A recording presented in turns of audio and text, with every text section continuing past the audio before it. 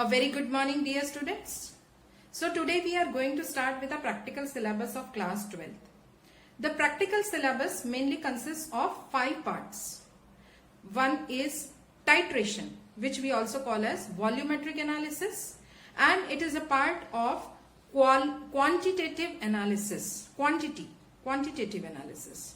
The second part of our practical exam consists of salt analysis, that is the qualitative analysis, which we are going to see today. We are going to start with it today. The third part is content-based experiment. Those experiments, those practicals which are associated or related with your content part, that is the theory part.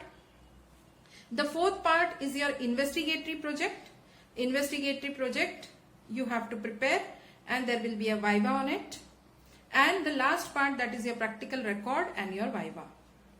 So we are going to start with, as you can see on the board, qualitative analysis. That is the salt analysis we are going to start, wherein you will be given an unknown salt and you have to detect a cation and an anion from the given salt sample. Cation, we also call it as a basic radical, and anion, we call it as an acidic radical. So children, any salt which is given to you, simply by just looking at it or just by smelling or by just seeing the color, we can't come to a perfect conclusion what the cation and anion may be. But still it has a small role which we call it as a physical examination of the salt. So to begin with, we do some physical examinations, such as you can see on the board, the color, odor and solubility. So we'll check the color. The color of the salt gives us certain ideas, like there are certain colored cations like nickel, cobalt, manganese, iron, ferrous, ferric, which are colored. So if a salt is colored and that too of a particular color, we come to some certain guesses. And if it is colorless, then we can make certain guesses. Odor of the salt, we take a pinch of the salt. Between the wet fingers, we rub it a little and we bring it near the nose. And just with the help of the odor, there are certain ions which have a particular type of odor and we can make certain guesses. So physical examination is just a guesswork. We can't come to very strong conclusions at the end of physical examination. Next is solubility. So in your syllabus, all water soluble salts are there. So you take a pinch of salt in the test tube, add water. The salt becomes soluble either in cold water or not in cold water, then in hot water. So we will have all water soluble salts in our syllabus. After physical examination is over, we have the dry test. Dry test comprises of basically 3 main tests. One is the dry heating test. Dry heating test consists of heating of the salt in a dry test tube, and there are a number of observations, more than one or none can be at the end of the dry heating. As and when we will go on to different types of salts, you will come to know. So these observations involve evolution of gas, decrepitation, sublimation and color of residue. So evolution of gas, sometimes it happens that by dry heating gas may be evolved. It may be a colored gas, it may be a colorless gas with odor or a colorless gas without any odor. So depending on that, we come to certain conclusions. If suppose it is brown color, then it can be a bromide ion or nitrate ion, nitrite ion. Same way, if it is a colorless gas with some particular odor like vinegar, then it may be acetate ion, and so on. Decrepitation means crackling sound. So on heating, if the salt gives a crackling sound, it means that water of crystallization is not present in that salt. Sublimation, there are certain particular ions like ammonium ion and iodide ion which undergo sublimation. Color of residue helps us to some extent to identify the cations, because there are certain cations which on heating When hot, they give one color. When cold, they give another color. So to certain extent, we can come to certain conclusions about some cations. Then in the dry test, we have dilute H2SO4 test. Like for example, there are certain ions which will give test with dilute H2SO4. But there are certain other ions that is anions which do not give test with dilute H2SO4. Then we go on to the concentrated H2SO4 test. So here is a list of some of the few anions which give test with dilute H2SO4. Means when the salt is treated with dilute H2SO4, some gas is evolved if any of these ions are there. And if not, then we go ahead for concentrated sulfuric acid test, which helps us to identify some of these following ions. It means that when the salt is treated with concentrated H2SO4 and heated, it will give particular gas which indicates the presence of one of these ions. So at the end, we have completed 3 of the tests. One is the physical examination. The dry test involves mainly for anions, but some of the cations also can be detected partially with the help of dry heating. And in the dry test, we discussed about dry heating, dilute H2SO4 test and concentrated H2SO4 test. This is followed by 2 major category tests which we are going to discuss now. So the third category of test, it is wet test for anions. Now children, in the previous 2 ones, the second one was dry test, we called it as a dry test. And here we are giving the name wet test. So there should be some difference between a dry test and a wet test. What is the basic difference? A dry test comprises of treating any or performing any chemical reactions by taking directly the salt sample in the dry condition. Whereas in the wet test, we prepare a solution of the given salt sample in water and then we are utilizing that solution for performing the test. So the first one, or rather we should say the third one, is the wet test for anions or the basic radical. Now one more query can arise. Why are anions known as basic radicals?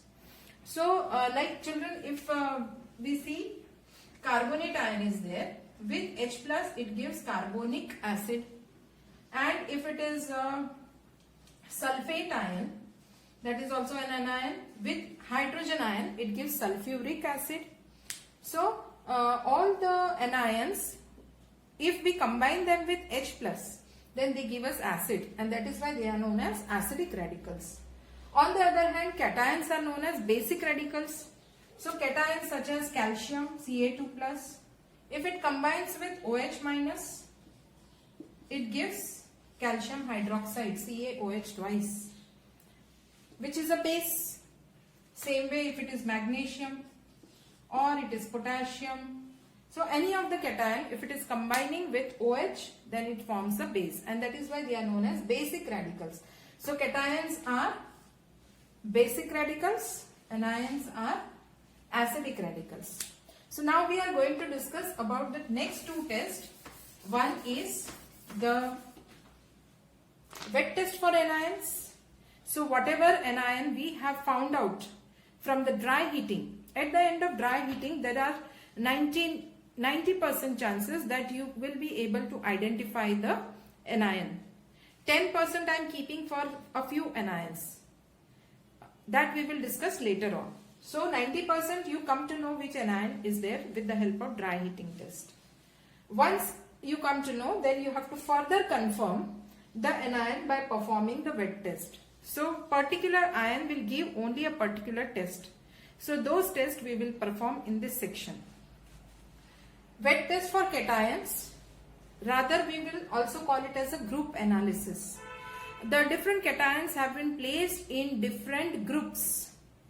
For example, the group 1 consists of lead Pb2+, group 2 consists of Cu2+, arsenic, lead again, third group consists of Fe3+, Al3+, and so on. So every group will have a different reagent, and the particular cation gets precipitated with the help of that particular reagent. That is what we call as group analysis. And further, after finding out which cation is there, we perform its confirmation test. Okay, so these are the two major parts of the practical, that is the salt analysis, the wet test for anions and the wet test for cations. Let us begin with a very simple kind of salt.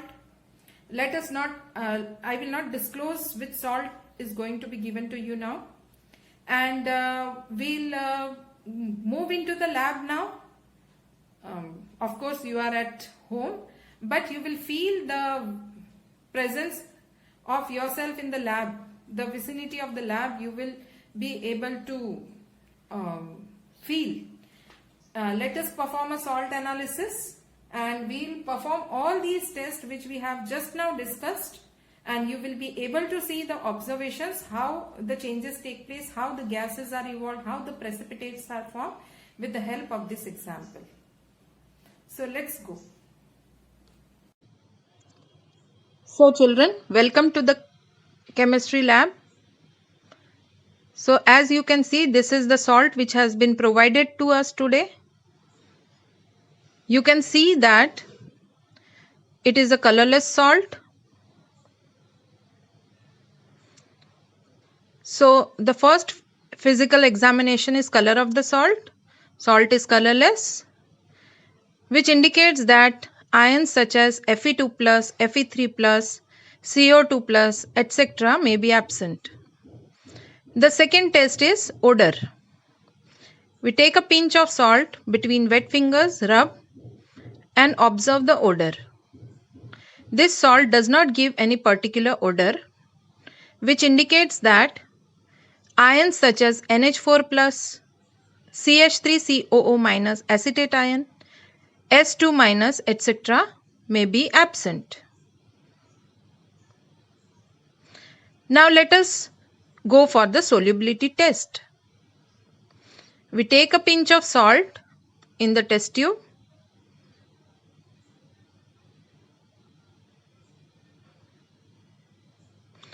Add a little bit of water.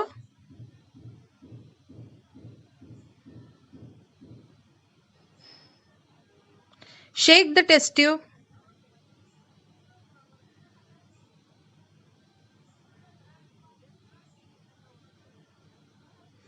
You can see that salt is only slightly soluble, so we warm the test tube. We heat the solution, the mixture, so that the salt becomes completely soluble in water. So our given salt is sparingly soluble in cold water but completely soluble in hot water. You can see how the salt gets dissolved. The salt is now completely soluble in water. So we have completed with the physical examination, color of the salt, odor of the salt, and solubility of the salt in water. Now the next test is dry test. So let us start with the dry test. Let us heat the salt in a dry test tube. We take a pinch of salt in a dry test tube with the help of a spatula and heat it over the Bunsen burner. Children, you can see there is an oxidizing flame of Bunsen burner and a reducing flame. So always we should heat in oxidizing flame so that it gets heated fast, because the amount of energy in the oxidizing flame is more. The salt crackles, there is a decrepitation sound, and as you can see children, just see, the reddish brown fumes have started evolving. So on heating, the salt is giving reddish brown fumes. Now let us do a supportive test for this. If it is reddish brown fumes, then Bromide ion can be there, nitrate or nitrite. Any of these ions can be present. Now, if we take FeSO4 solution dipped in cotton and we keep over the mouth of the test tube, it turns black. Turning black indicates the presence of nitrite or nitrate ion.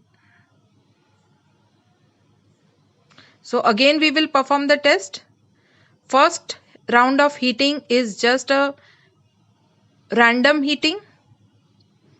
In the random heating process, we came to know that we are going to get brown fumes.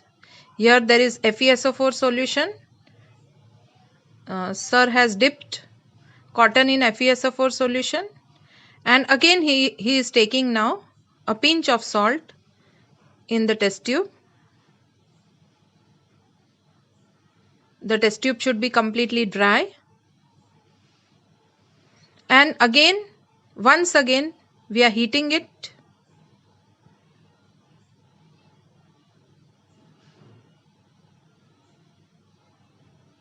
So this time when we get the reddish brown fumes, we will put the cotton dipped in FeSO4 solution over the mouth of the test tube.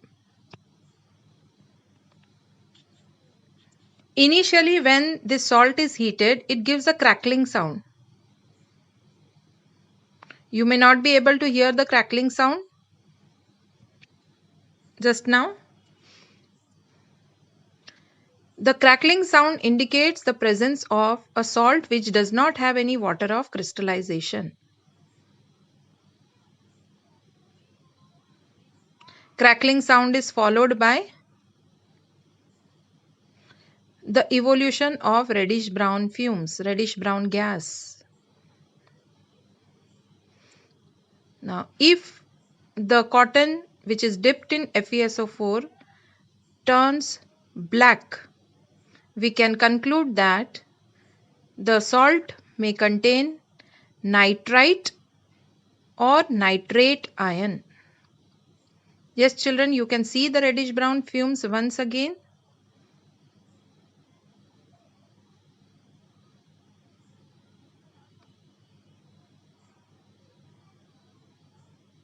And you can see the cotton also has started turning black.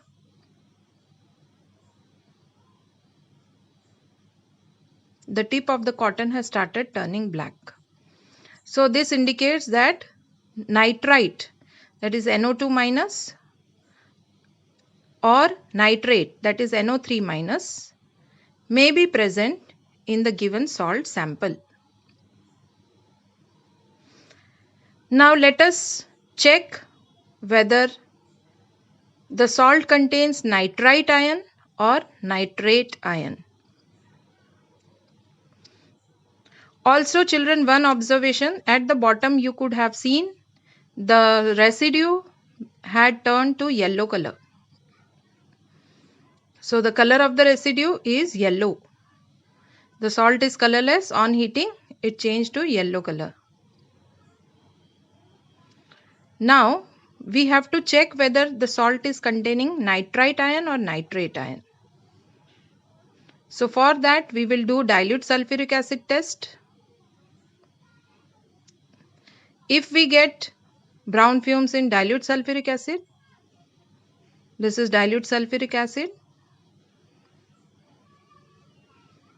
We add dilute sulfuric acid to the salt. There is no change.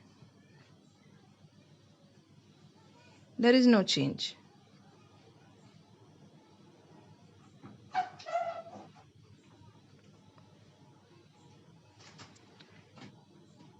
Let us once again try with dilute H2SO4 by heating it.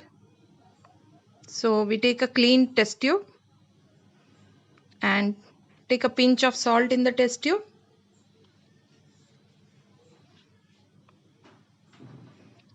Add a small quantity of dilute H2SO4.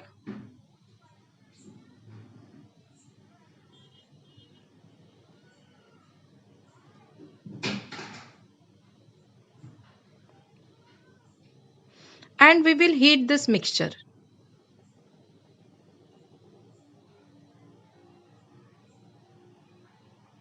Let us see if any changes occur by heating the mixture.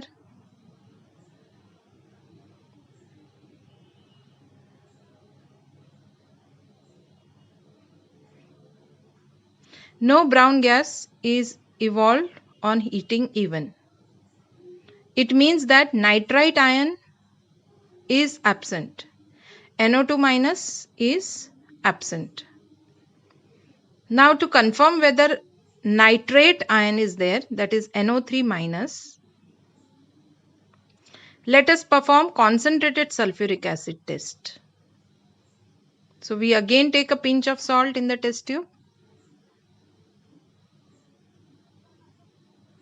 And this time we will add concentrated sulfuric acid. You can see, children, concentrated sulfuric acid appears a little bit brownish in color. So a small quantity of concentrated sulfuric acid is added. And now we will heat it.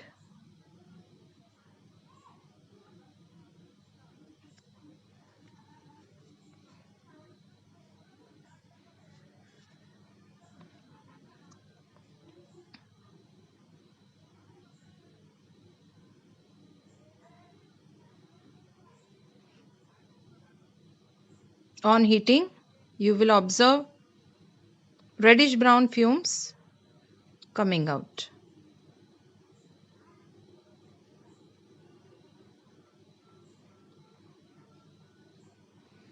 You may not get to see very intense dark brown fumes, but a small quantity of fumes which escapes immediately.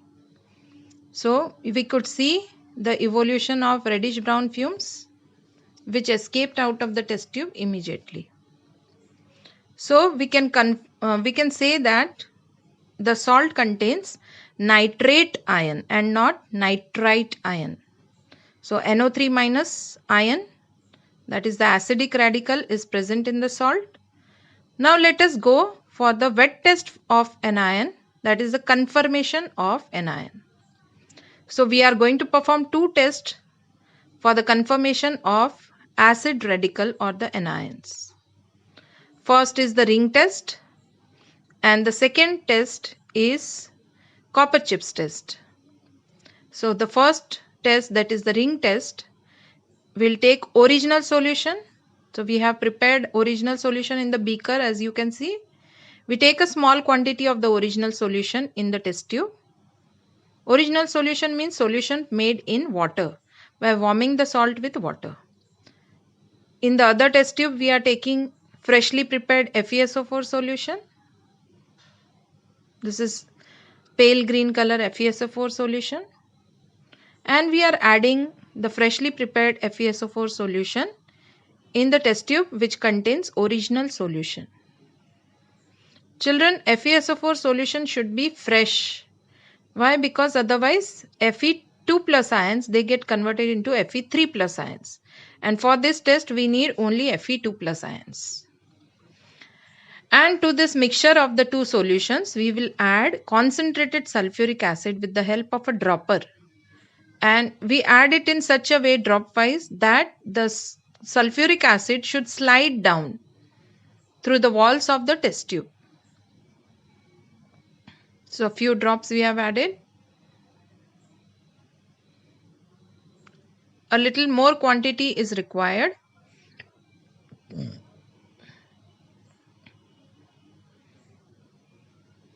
So we'll add a little more quantity with the help of dropper, just sliding through the walls. And we will get a brown ring at the junction of the two liquids, just somewhere near the bottom of the test tube.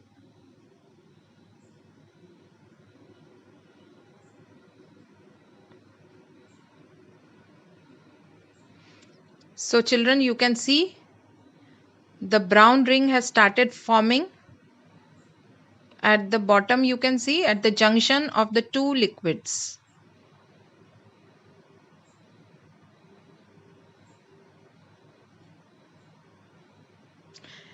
It takes a little time for the ring to be clear. Yes, now we can see a little bit portion of the ring which has started forming. So this is the ring test, confirmation test for nitrate ion. And the second confirmation test is copper chips test. We take small quantity of salt and copper turnings in the test tube, and to it we add concentrated sulfuric acid.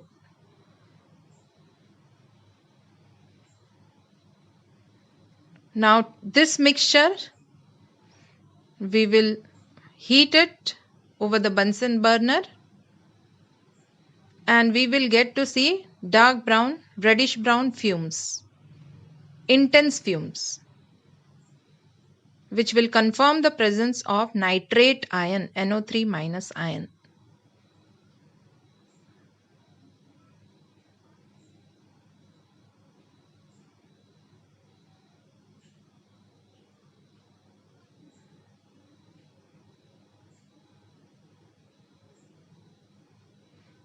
So children, you can see the reddish brown fumes have started evolving. So intense reddish brown fumes evolve on heating. Now we have to move for the group analysis, that is the wet test for cations. So we take the original solution of the salt, and to that we have added HCl. We are doing the test for group 1. Now this precipitates, we can make 2 parts of it. Even we can heat it with water and prepare a solution. And to these 2 parts, to 1 part we add potassium iodide solution.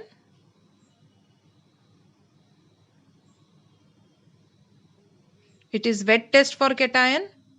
On adding potassium iodide solution, we get yellow color precipitates of lead iodide. So as the first group we got precipitates of HCl, we can say group 1 is there, so Pb2 plus ion is there.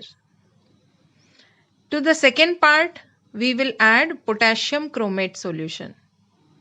On adding potassium chromate, again we get yellow color precipitates. So these 2 tests, the first one was the group analysis. By adding HCl we got white precipitate, and these 2 tests